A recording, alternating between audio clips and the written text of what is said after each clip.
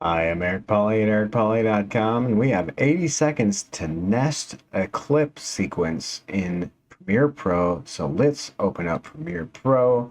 I'm working with the workspace effects if you want to see what I'm seeing. And I currently have a sequence here that has a section of graphics with some animation on it that I want to nest.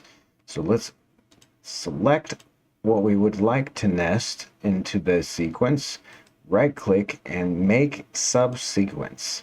Now we have this subsequence with our animation or whatever video clips we would like. With that done, we can just drag and drop that sequence wherever we would like, and we don't have to keep messing around with multiple little clips in our video. I have been Eric Polley. You have been you. Keep doing that, and I will see you on the next video.